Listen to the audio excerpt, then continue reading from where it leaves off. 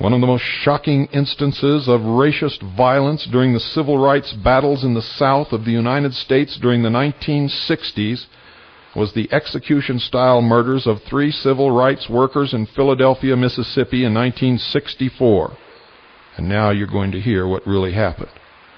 The murders of Andrew Goodman, Robert Cheney, and Mitchell Schwerner sent shockwaves across America and the world as many people began to realize for the first time that the Confederacy, far from being dead, was very much alive and very much committed to rolling back the tide of equal rights for all races, at least in the Deep South. True to its historical roots in the southern jurisdiction of the Scottish Rite of Freemasonry and in the original Confederate secessionist plot, the Anti-Defamation League, contrary to its own published propaganda, and that's exactly what it is, propaganda, lined up squarely with the Klan, the Ku Klux Klan, where it counted the most, with its checkbook. One particularly sordid instance of collusion between the Anti-Defamation League and the Ku Klux Klan came to light in a hail of bullets on the night of June 30th, 1968, in Meridian, Mississippi, outside the home of ADL official Meyer Davidson. When the smoke cleared, a local school teacher named Kathy Ainsworth lay dead, and a second man, Thomas A. Terrens III, lay dying, after being hit with over 70 bullets, ladies and gentlemen, fired by 22 local police and FBI agents. Shades of Waco.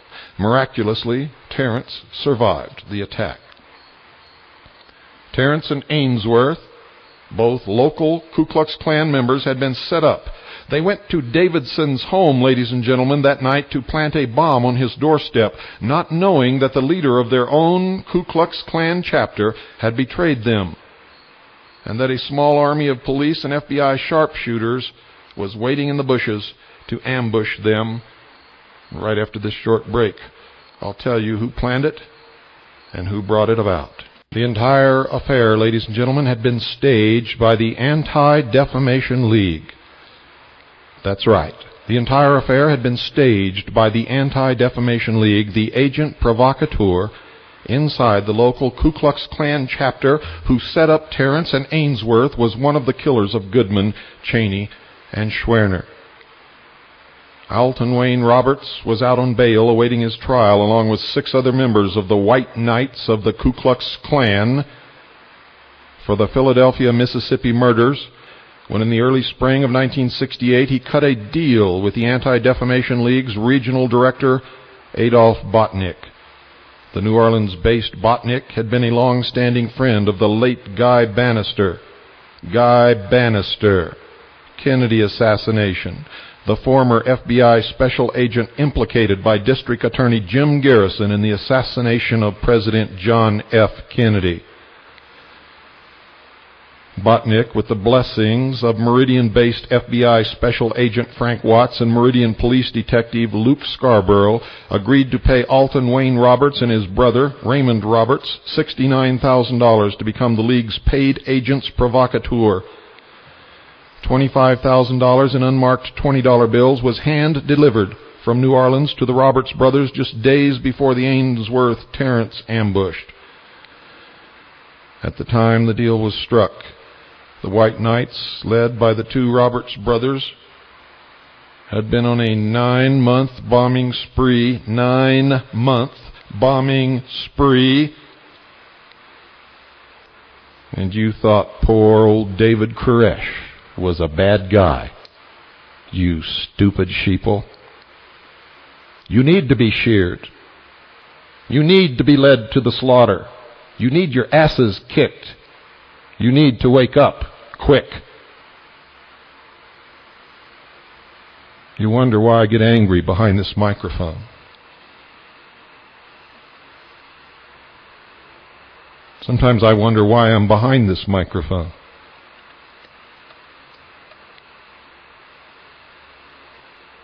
A 9-month bombing spree. The brothers were prime suspects in 10 separate acts of racist violence. In addition to the Philadelphia murders, 3 of these attacks were directed against synagogues and Jewish leaders in Mississippi. Do you understand, folks? It's not the Jews. The Jews are being lied to. They're being manipulated just like all of you are.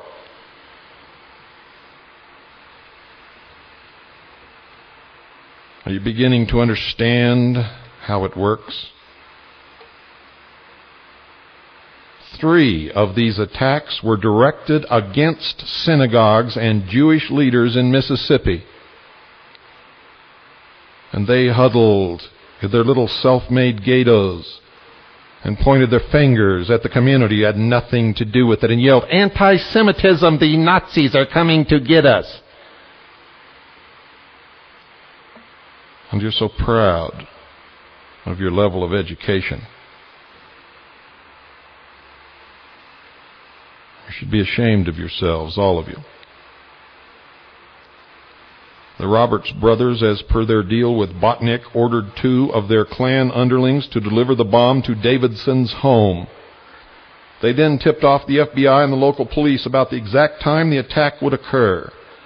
In return for their continuing services to the ADL after the Davidson incident, the brothers were given slap-on-the-wrist sentences and placed in the FBI's witness protection program.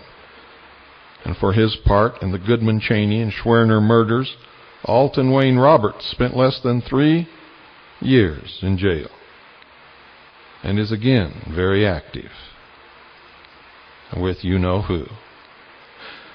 The Meridian incident was classic Anti-Defamation League, classic Hegelian conflict method of political resolution.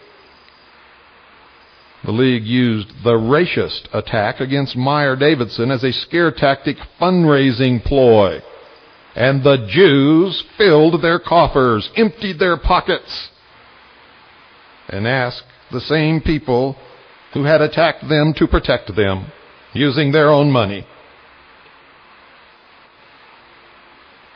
The money they raised more than covered the costs of buying up the 2 KKKers as their permanent agents provocateur inside the Klan. The League parlayed their financing of the Roberts brothers into an ever closer relationship with the FBI, which was delighted to have the ADL finance and deploy 2 of the Klan's most violent terrorists. When you begin to study the Waco massacre, you'll find that David Koresh spent time in Israel, that he and some of his fathers were trained by the JDL in infantry tactics, that he attended classes on the Talmud,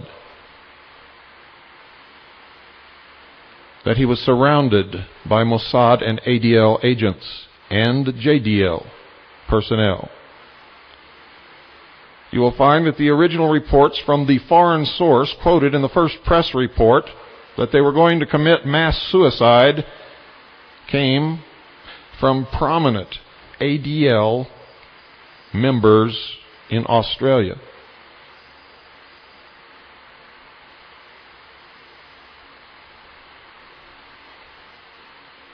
You people better wake up. You better do it fast. Koresh in the Hebrew language means Cyrus.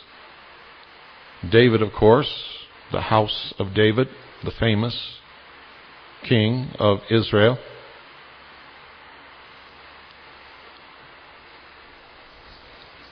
Cyrus was the one who freed the Jews from Babylonian captivity. David, Koresh, flew the Star of David on the flagpole above what was called Mount Carmel. He claimed that he held the keys to the 7 seals in the book of Revelation.